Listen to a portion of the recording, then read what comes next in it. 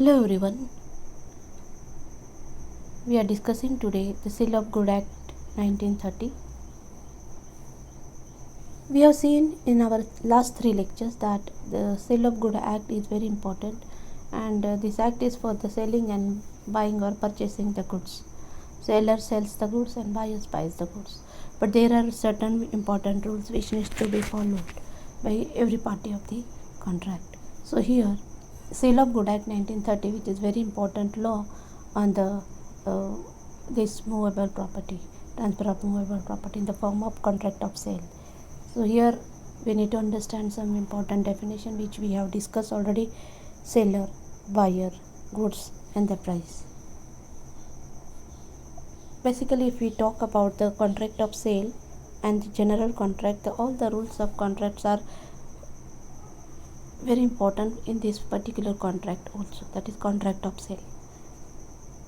And we have seen also that this act is specifically for the movable property. We can see on the screen that yes, these are the movable property. There are goods we visit always in the malls and the shops. At that time we purchase so many things in the form of product or the there are different products which we purchase in our daily life, so it is called as goods. We have seen that there are essentials of a contract of sale. So in the contract of sale there are minimum two parties. There may be more than two parties also. So there may be contract of sale between the two parties, seller and the buyer. Yes, and here should be a contract when the person purchases a goods and the seller gives goods. At that time that contract fulfills or complete. Then transfer of property. When we talk about transfer of property, so definitely in this particular contract, when one person gives or hand over the property to the other person, at that time the other person accepts the particular goods and gives the money. So those money are treated as a consideration. So here when we talk about the goods, so these goods needs to be transferred from one person to another person in the form of a consideration. So one person gives the money, that means the price. There are no other formalities in this contract of sale. There is difference between a sale and agreement to sale. We have seen that when the contract completes, it is treated as contract of sale, and in the agreement to sale, yet the contract needs to be fulfilled in the future or after some time. We have seen the difference between sale and agreement to sale.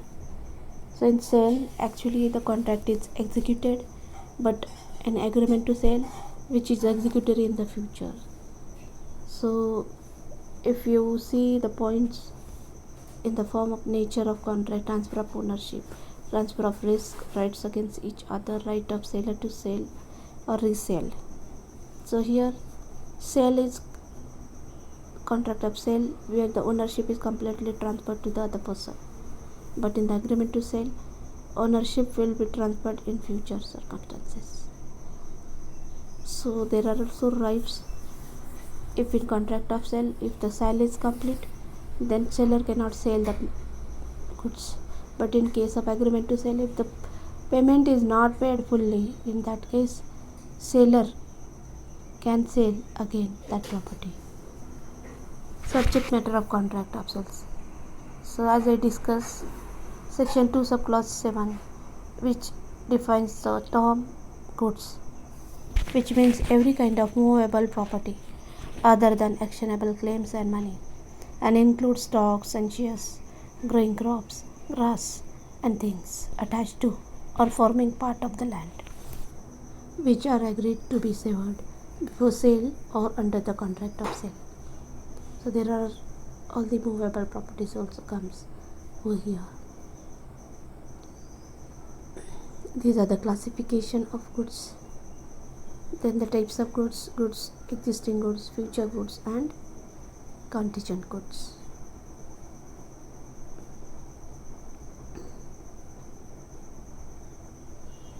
So as general contract, here also contract needs to be frame. So here section 4, sale and agreement to sale. Formalities of the contracts are there. Section 5, which talks about contract of sale, how it is made. If you see this slide, you will understand that rates of an unpaid sellers are there. What is this unpaid seller, or who are the unpaid seller? That means the person who is agreed to sell the property or the movable goods, but still he is not sale. So there are rights of an unpaid seller. So there are rights against goods, against the buyer personally, then where the property in goods has been passed to the buyer, where the property in goods has not passed to the buyer. In these two cases, there are rights of an unpaid seller. Then again, if the buyer is not purchasing the goods, then seller can file a suit or case for the price. He can also file a case for damages, and he can file a case or suit for interest also. We have seen this, that there are sections which are very important. Section 6 is about existing or future goods. Section 7 is goods perishing before making of contract. Section 8 Section 8 is about goods perishing before sale but after agreement to sell. The price, Section 8 ascertained or define the price. Section 10 explain about agreement to sale at valuation. Now this topic is very important, conditions and warranties. If you see sale and the agreement to sell or the transaction of sale, in that cases these conditions and warranties are very important.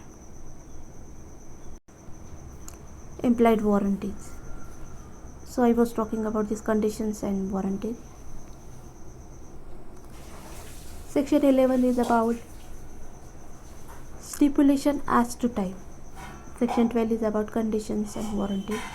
Section 13, when conditions to be treated as warranty. Section 14, implied undertaking as to little, etc. Section 15 is about sale by description. Section 16 is about implied conditions as to quality or fitness. Section 17 is about sale by sample. So here the conditions and warranties plays very important role in contract of sale. If the conditions are fulfilled, then only the contract will be treated as performed or fulfilled. So here are again we will talk about implied warranties. Warranties as to undistributed possessions or existence of encumbrances. So here if we talk about condition and warranties, there are essentials. Here in case of condition, it is a stipulation which is essential to the main purpose of the contract, and warranty is about a stipulation which is only collateral to the main purpose of the contract. Right, in case of breach. In case of condition, suppose there is breach, the agreed party may or can terminate the contract. In case of this warranty, the agreed party can claim damages but cannot terminate the contract. And in case of conditions, a breach of condition can be treated as a breach of warranty. A breach of warranty cannot be treated as breach of conditions. So all these things are essential one. Effects of the contract. What kind of effects are there? When the transfer of property is there between the seller and the buyer, goods must be ascertained. Then property passes when intended to pass, and specific goods in a deliverable state. All these things are required over here. Section 21 is about specific goods to be put into a deliverable state. 22 is about specific goods in a deliverable state when the seller has to do anything there too in order to ascertain price. So all these things are essential. Transfer of title. This is very important. When seller sells the goods and the buyer buys the good at that time. Here we need to understand that the ownership may be transferred from one person to another. So when sale will complete, so all these formalities and the terms and conditions are fulfilled.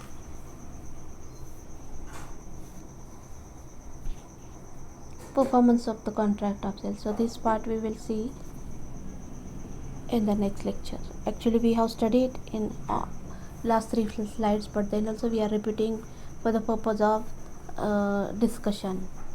So I hope you have understood today's lecture. If you have any query or problem, you can contact me. Thank you one and all.